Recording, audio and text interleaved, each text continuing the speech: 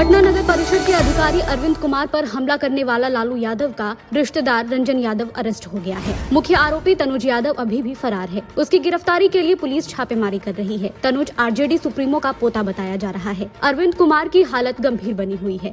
उन्हें दिल्ली रेफर कर दिया गया है। बिहार पहुंचे मध्य प्रदेश के मुख्यमंत्री मोहन यादव ने स्थानीय व्यापारियों को अपने प्रदेश में निवेश करने के लिए आमंत्रित किया है। उन्होंने कहा, एमपी आइए बसने के लिए, मेरी प्राथमिकता आम आदमी की जिंदगी बदलने की है। सीएम बोले, लोकतंत्र को जिंदा रखने में यादव समाज की भूमिका काफी अहम है। कैमूर में एक सिरफिरा प्रेमिका का सिर काटने के बाद 6 दिन तक उसे अपने बैग में लेकर घूमता रहा। पुलिस ने 11 जनवरी को शव बरामद कर लिया था। गुरुवार को सिर खंडरनुमा एक कुएं से बरामद किया गया। आरोपी को शक था कि उसकी प्रेमिका किसी और से फोन पर बात करती है। पूर्व मुख्यमंत्री जीतन राम मांझी सठिया गए हैं। वो मुसर हैं कि क्या हैं, कौन जानता है। नीतीश कुमार ने उनको सीएम बनाकर बहुत बड़ी गलती की थी, ये कहना है भागलपुर से जेडीयू विधायक गोपाल मंडल का। मांझी ने मंडल पर पलटवार करते हुए कहा, इतनी ही नफरत है तो दलितों को बिहार से बाहर क्यों नहीं निकाल देते। आरा में हथियारबंद बदमाशों ने दरोगा के भाई की गोली मारकर हत्या कर दी। मृतक की पहचान 23 वर्षीय अमन कुमार के रूप में की गई है। हमलावरों ने उन्हें दौड़ाकर पीछे से फायर किया।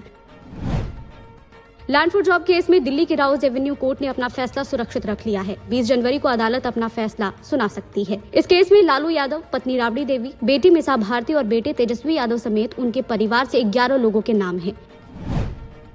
समस्तीपुर में ट्रेन लेट होने पर एक यात्री ने पैसेंजर के ड्राइवर का सिर फोड़ दिया। इस दौरान वो गालियां भी दे रहा था। पत्थर लगने से लोको पायलट गंभीर रूप से जख्मी हो गया। आरपीएफ ने आरोपी को गिरफ्तार कर लिया है। पटना पुलिस ने नशीले इंजेक्शन की खेप बरामद की है। दीघा थाने की पुलिस ने रोहित नाम के एक आरोपी को गिरफ्तार किया है। ये गैंग पहले फ्री में इंजेक्शन देता था। लत लग जाने पर मोटी रकम वसूलते थे।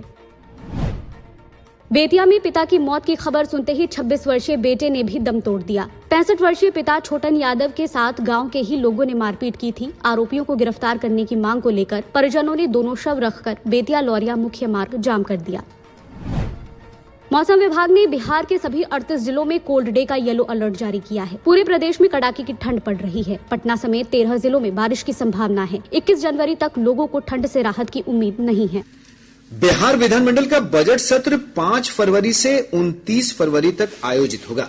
6 फरवरी को वित्तीय वर्ष 2024-25 का राज्य का बजट प्रस्तुत किया जाएगा। राज्य सरकार ने बजट सत्र को लेकर अधिसूचना जारी कर दी है। जारी अधिसूचना के अनुसार सत्र के पहले दिन राज्यपाल का अभिभाषण होगा। इसके बाद वित्त मंत्री विजय कुमार चौधरी वित्तीय वर्ष 2023-24 का आर्थिक सर्वेक्षण विधानसभा में पेश करेंगे। सत्र के दौरान कुल 17 बैठकें होंगी। सर्द पछुआ हवा के कारण राजधानी पटना समेत प्रदेश के अधिकांश भाग कड़ाके की ठंड की चपेट में हैं। अत्यधिक ठंड से आम जनजीवन प्रभावित हुआ है। मौसम विभाग के अनुसार अगले 4 दिनों तक प्रदेशवासियों को भीषण ठंड से राहत मिलने के आसार नहीं हैं। मौसम विज्ञान केंद्र पटना के वैज्ञानिक शैलेंद्र कुमार पटेल ने बताया कि अगले 48 घंटों के दौरान राज्य के उत्तर पश्चिम, उत्तर मध्य, दक्षिण पश्चिम और दक्षिण मध्य भागों के अधिकतर स्थानों पर भीषण शीत दिवस की चेतावनी जारी की गई है। उन्होंने कहा कि इसके बाद भी न्यूनतम तापमान में कमी का सिलसिला जारी रह सकता है। 19 जनवरी से पुनः ठंडी पछुआ एवं उत्तर पछुआ हवा पुनः जारी रहने का पूर्वानुमान है। इसके साथ ही अगले 3 दिनों तक बिहार राज्य के 1 या 2 स्थानों में शीत दिवस एवं कोहरा रहने का पूर्वानुमान है। मौसम विभाग ने राज्य के उत्तर पूर्व और दक्षिण पूर्व भागों में विभिन्न स्थानों पर घना कोहरा छाये रहने की भी संभावना व्यक्त की है। इधर विभाग ने जानकारी दी है कि पिछले 24 घंटों के दौरान पटना और पूर्णिया में भीषण शीत दिवस दर्ज किया गया, जबकि भागलपुर और गया जिले में शीत दिवस की स्थिति बनी रही। अररिया जिले का फारबिसगंज राज्य का सबसे ठंडा स्थान रहा, जहां का न्यूनतम तापमान 7 डिग्री सेल्सियस दर्ज किया गया। घने कोहरे के कारण दृश्यता का स्तर अत्यंत कम होने से राज्य के विभिन्न भागों में सड़क, रेल और हवाई यातायात प्रभावित हुआ है। हमारे अररिया संवाददाता ने बताया कि घने कुहासे के कारण जिले के अलग अलग थाना क्षेत्रों में सड़क दुर्घटना में 5 लोग गंभीर रूप से घायल हो गए हैं। इधर राजधानी एक्सप्रेस, वंदे भारत जैसी प्रीमियम रेलगाड़ियों समेत कई ट्रेनें घंटों विलंब से चल रही हैं। पटना हवाई अड्डे से कई उड़ानें रद्द कर दी गई हैं। वहीं कई विमानों को रीशेड्यूल किया गया है। दरभंगा एयरपोर्ट से सभी उड़ानें लगातार आज चौथे दिन भी रद्द कर दी गई। बौद्ध धर्म गुरु दलाई लामा ने आज बोधगया स्थित महाबोधि मंदिर में सामूहिक पूजा में भाग लिया। इस दौरान 10,000 से अधिक बौद्ध भिक्षुओं के साथ उन्होंने भगवान बुद्ध की पूजा अर्चना की। दलाई लामा का 1 महीने का बोध गया प्रवास कल खत्म हो जाएगा। इसके बाद वे तिब्बत वापस हो जाएंगे। इससे पूर्व डोंगेश्वरी पहाड़ी के प्राग बोधि गुफा से लेकर बोध गया तक ज्ञान यात्रा का आयोजन किया गया, जिसमें बड़ी संख्या में बौद्ध भिक्षु, स्थानीय श्रद्धालु और जिला प्रशासन के पदाधिकारी शामिल हुए। रक्षा लेखा नियंत्रक सीडीए पटना की ओर से जीवन प्रमाण सत्यापन के लिए जिला सैनिक कल्याण कार्यालय मोतिहारी और दरभंगा में आगामी 24 और 25 जनवरी को विशेष शिविर लगाया जाएगा। पीआईबी पटना ने विज्ञप्ति जारी कर बताया कि जिला सैनिक कल्याण कार्यालय बक्सर, मुंगेर और मधुबनी में भी 29 और 30 जनवरी को विशेष शिविर का आयोजन किया जाएगा। जिन सेवानिवृत्त पूर्व सैनिक, सिविलियन पेंशनर, वीर नारी और उनके आश्रितों की स्पर्श पोर्टल पर जीवन प्रमाण के सत्यापन की प्रक्रिया अभी तक लंबित है, वे शिविर में व्यक्तिगत उपस्थिति के माध्यम से इस सुविधा का लाभ उठा सकते हैं।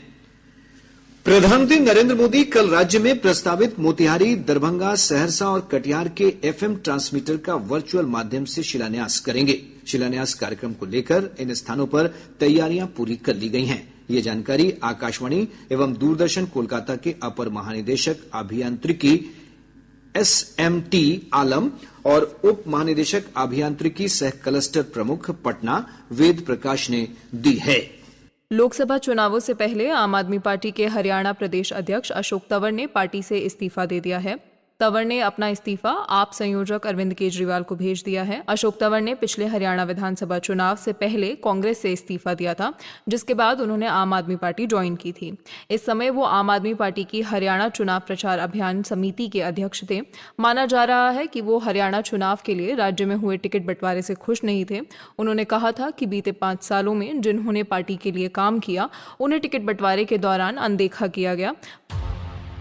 दिल्ली शराब नीति घोटाला मामले में ईडी के चौथे समन पर सीएम अरविंद केजरीवाल का बयान आया है। उन्होंने कहा कि ईडी ने मुझे चौथा नोटिस भेजा है। ये नोटिस अवैध और अमान्य है। ये नोटिस एक राजनीतिक षड्यंत्र के तहत भेजे जा रहे हैं। जांच 2 साल से चल रही है। 2 साल में इन्हें कुछ नहीं मिला। लोकसभा चुनाव से 2 महीने पहले अचानक मुझे नोटिस भेजकर क्यों बुलाया जाता है? केजरीवाल ने बीजेपी पर ईडी को चलाने का आरोप भी लगाया है। लोकसभा चुनावों में कर्नाटक में बीजेपी के साथ सीट बंटवारे पर जेडीएस नेता एचडी कुमारस्वामी ने मीडिया से इंटरैक्ट करते हुए कहा कि सीट बंटवारे को लेकर कोई समस्या नहीं है। हमारी प्राथमिकता सीट शेयरिंग नहीं है। हमारी प्राथमिकता कर्नाटक की सभी 28 सीटों पर जीत है। मेरे विश्लेषण के अनुसार क्या स्थिति है, उनकी पूरी जानकारी मैंने गृह मंत्री को दे दी है। 28 सीटें जीतने के लिए हम मिलकर काम करेंगे।